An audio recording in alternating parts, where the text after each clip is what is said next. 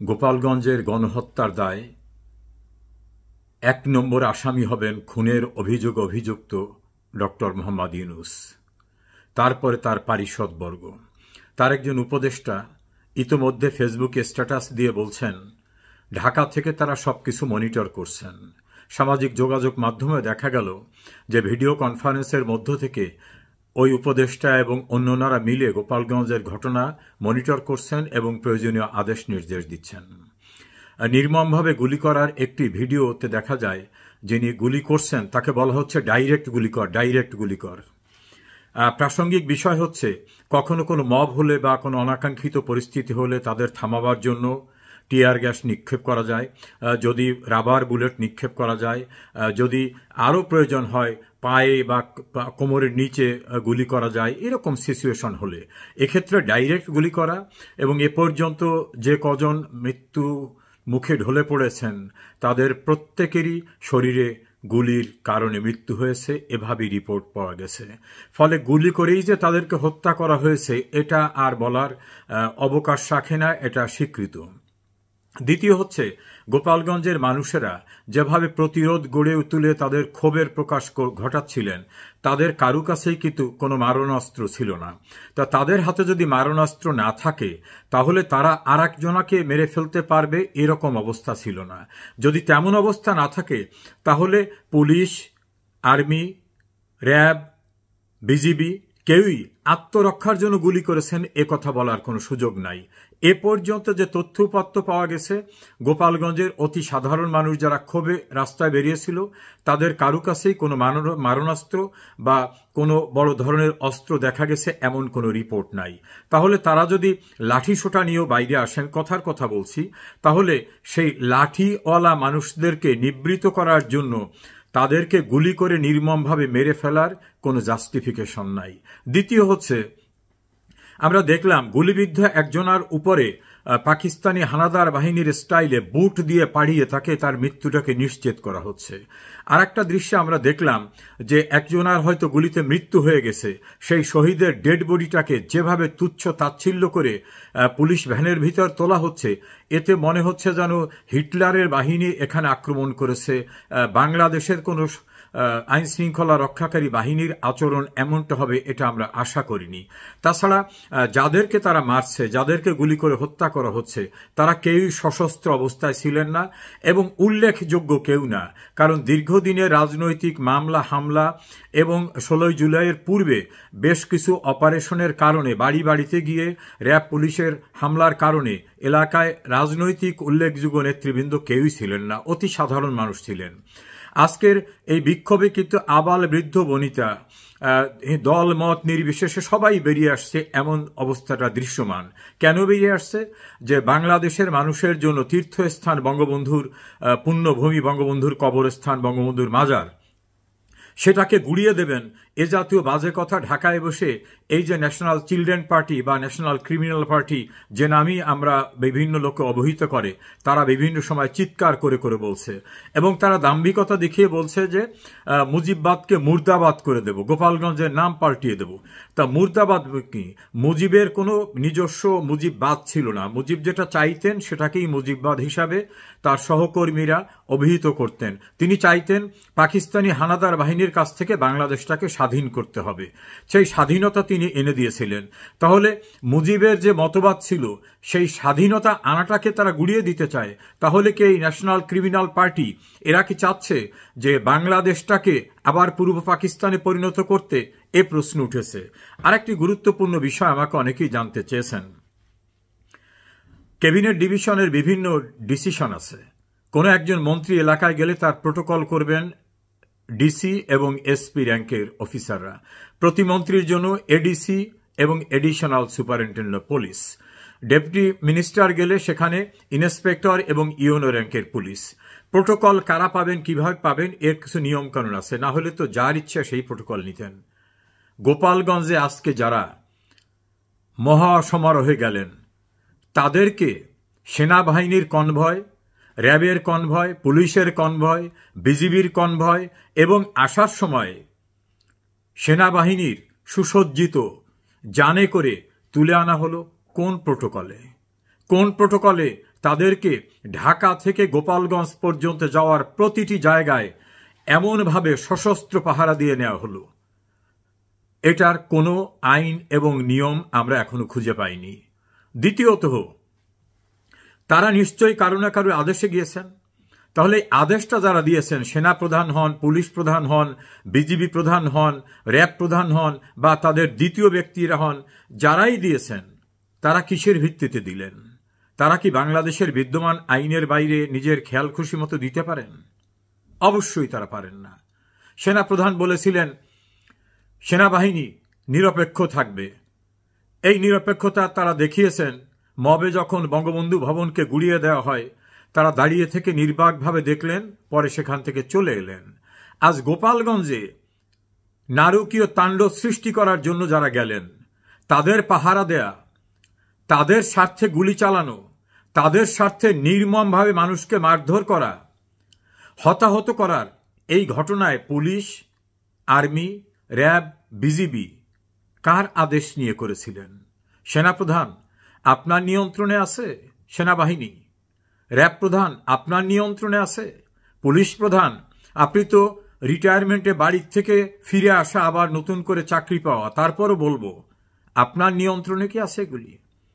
যদি না থেকে থাকে, তাহলে আপনাদের স্টেটমেন্ট দিতে হবে যে এই হত্যাকাণ্ডের দায় আপনি নিচ্ছেন না। আর যদি স্টেটমেন্ট না দেন, তাহলে আইনানুগ প্রক্রিয়ায় ধরে নেওয়া হবে আপনাদের কমান্ডে এটা হয়েছে। আর আপনাদের কমান্ডে এটা যখন হবে, তখন অবশ্যই কমান্ডার হিসাবে কমান্ডিং লায়াবিলিটিসে মানবতা বিরোধী অপরাধ, এই গণহত্যার দায়ে আপনারা অভিযুক্ত হবেন। এখান থেকে পরিত্রাণের কোনো সুযোগ নেই। আরেকটি গুরুত্বপূর্ণ প্রসঙ্গে এখানে আসছে। গোপালগঞ্জে বঙ্গবন্ধুর বাড়িতে হামলা করা, ভেঙে দেওয়া, চুরমার করে দেওয়া, এরকম উস্কানি দেওয়ার ঘটনায় দেশে এবং দেশের বিদেশ থেকে, দেশের বাইরে থেকে যারা উস্কে দিচ্ছিল, সেই উস্কানিতে বাংলাদেশ সরকারের বিভিন্ন বাহিনী, সিভিল অ্যাডমিনিস্ট্রেশন, তারা কেন সম্পৃক্ত হলো? কিভাবে তারা এই ঘটনা যারা ঘটাতে চায় তাদেরকে উস্কে দিচ্ছেন? আজকেও গোপালগঞ্জে তারা যে ভাষায় বক্তব্য রেখেছেন, ইনকলাব জিন্দাবাদ, যেটা পাকিস্তানের স্লোগান ছিল, এইভাবে যারা বাংলাদেশকে, বাংলাদেশের মুক্তিযুদ্ধের চেতনাকে ধ্বংস করতে চায়, তাদেরকে যারা পৃষ্ঠপোষকতা দিচ্ছেন, আশ্রয় দিচ্ছেন, প্রশ্রয় দিচ্ছেন, দায় আপনারা এড়াতে পারবেন না। সজীব ভুইয়া, আসিফ মাহমুদ সজীব ভুইয়া, তাকে সরাসরি দেখা গেছে ভিডিও কনফারেন্স করে মনিটর করতে, তার সঙ্গে আরও উপদেষ্টা এবং পুলিশ প্রধানরা। তাহলে গোলাগুলি যা হয়েছে তারা করেছেন, আর তারা এককভাবে কোনো গোলাগুলি করতে পারেন না, তাদের সম্মিলিতভাবে দায়িত্ব রয়েছে। ডক্টর ইউনূস তার পক্ষ থেকে যে স্টেটমেন্টটা দেওয়া হয়েছে, সেই স্টেটমেন্টে এতগুলো মানুষের হত্যাকাণ্ডের ব্যাপারে একটি শব্দ নাই। তাহলে এই হত্যাকাণ্ডকে তিনি ওন করেন। ইতোপূর্বেও তিনি পুলিশ হত্যা সহ যারা সাংবিধানিক দায়িত্বে ছিল তাদের হত্যাকাণ্ডের বিচার করা যাবে না, এভাবে একটা চিরকুট ইস্যু করেছিলেন। কেউ কেউ বলে ইনডেমনিটি, যারা নির্বোধ তারা জানে না ইনডেমনিটি কোনো এক্সিকিউটিভ অর্ডারে দেওয়া যায় না। আর এক্সিকিউটিভ অর্ডারেও 1975 সনের 26শে সেপ্টেম্বর ইনডেমনিটি জারি করা হয়েছিল। 1979 সালে জাতীয় সংসদে সেটাকে আইনে পরিণত করা হয়েছিল। তারপরে কিন্তু সেই ইনডেমনিটি থাকে নাই। বঙ্গবন্ধুর খুনিদের দাম্ভিকতা চূর্ণ করে দেওয়া হয়েছে, তাদের বিচার হয়েছে, জেল হত্যার বিচার হয়েছে, বুদ্ধিজীবী হত্যার বিচার হয়েছে। কাজেই ডক্টর ইউনূস, যিনি অসাংবিধানিক, যারই কোনো লিগাল অথরিটি নাই, তিনি খুনের দায় থেকে কেউকে মাফ করতে চাইলে এটা মাফ হয় না। তবে ডক্টর ইউনূস এবং তার পারিষদবর্গ আপনাদের রক্ষা করতে কেউ কিন্তু আসবে না। ইউনূস হয়তো যে কোনো সময় পালিয়ে যেতে পারেন। আমার মনে হয় এয়ারপোর্ট থেকে তার পালিয়ে যাওয়া এখন বোধহয় সম্ভব হবে না। কারণ এত রক্তের দাগ যার হাতে, যিনি নিজেই স্বীকার করেছেন যে মেটিকুলাস ডিজাইন করে তিনি ক্ষমতায় এসেছেন, শেখ হাসিনাকে সরিয়েছেন। তো মেটিকুলাস ডিজাইন কি করেছেন সেটা তারা যারা নিয়োগকর্তা, তারা স্বীকার করেছে যে আমরা পুলিশকে খুন না করলে আমাদের আন্দোলন সফল হতো না, আমরা পদ্মা সেতু মেট্রো রেলে আঘাত না করলে সফল হতো না। কাজী তার যারা নিয়োগকর্তা তার নিজেরই স্বীকার করা যে এরাই তার নিয়োগকর্তা। সেই নিয়োগকর্তারাই কিন্তু সবকিছু স্বীকার করেছেন। তাদের নিয়োগকর্তার দুজন, নাহিদ এবং আসিফ, দুজনই বলেছেন 5 আগস্ট শেখ হাসিনার পতন না হলে অস্ত্র তুলে নিতেন। এই অস্ত্রগুলো কোথায়? তুলে নিতে হলে তাদের কাছে তো থাকার কথা। তা তাদের কাছে যে অস্ত্রগুলো আছে, সশস্ত্র বাহিনী, পুলিশ বাহিনী, সেগুলো উদ্ধারে পদক্ষেপ নিচ্ছেন না কেন? গৃহযুদ্ধের জন্য তাদের হাতে এটা রেখে দিতে চান? আজ দেখলাম এই এনসিপি পার্টির একজনে ঢাকায় কনফারেন্স করে বলছেন যুদ্ধের ঘোষণা দেবে। কাদের সঙ্গে যুদ্ধ করবেন বুঝেছেন? Army, BDR, RAB, police, BGB নিয়ে গোপালগঞ্জে এসে শেষ পর্যন্ত ইঁদুরের গর্তের মতো সেনাবাহিনীর জানের ভিতর ঢুকে জীবনটা নিয়ে গেছেন। যুদ্ধ করবেন? নিরস্ত্র বাঙালি আপনাদের পূর্বপুরুষ সশস্ত্র পাকিস্তানিদের সঙ্গে যুদ্ধ করে তাদের কিন্তু নাকে খত দিয়ে বিদায় করেছে। বঙ্গবন্ধুর মহানুভবতায় অনেকে রক্ষা পেয়েছে। আপনারা যুদ্ধ করতে আসুন। Army, RAB, BDR, BGB, police, এদের দিয়ে এসেও লাভ হয় নাই গোপালগঞ্জে, বুঝতে পেরেছেন। আর খালি হাতে বা এই সশস্ত্র পাহারা ছাড়া অস্তিত্ব টিকবে না। আমি যে প্রসঙ্গটি নিয়ে কথা বলেছিলাম, আমরা জানতে চাই কোন আইনে তাদের এই প্রটোকল দেওয়া হয়েছে। আমরা জানতে চাই কার হুকুমে সেনাবাহিনীর সশস্ত্র টিম এভাবে ভারী অস্ত্রসহ মেশিন গানের মতো যন্ত্র নিয়ে এখানে এসেছে এবং সেই গানে করে এদের উদ্ধার করে নিয়ে যাওয়া হলো। কার হুকুমে সেনাবাহিনী অস্ত্র চালালো? কার হুকুমে পুলিশ এভাবে গুলি করলো? কার হুকুমে বিজিবি এই নৃশংসতা চালালো? নিশ্চয়ই ডক্টর ইউনূসের হুকুমে, তার পারিষদবর্গের হুকুমে। সেনাপ্রধান, আপনার কাছ থেকে আমরা স্টেটমেন্ট চাই। র্যাব প্রধান স্টেটমেন্ট চাই। স্টেটমেন্ট দিলেও যে রক্ষা হবে তা বলা যায় না, কিন্তু স্টেটমেন্ট না দিলে আপনারাই যে ঘটনার অনুঘটক, আপনাদের নির্দেশেই যে ঘটনা ঘটানো হয়েছে, আইন, সংবিধান, ক্যাবিনেট ডিভিশনের ডিসিশন সবকিছু উপেক্ষা করে ঘটানো হয়েছে, এটা স্বীকৃত। এটাকে আইনের ভাষায় বলে কনফেশন, এটাকে বলা হয় স্বীকারোক্তি।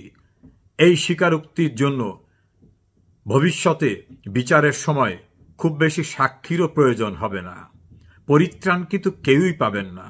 আপনাদের বিদেশি প্রভুরা, পাকিস্তানের প্রভুরা অথবা বড় একটি রাষ্ট্রের প্রভুরা কেউ রক্ষা করতে পারবে না।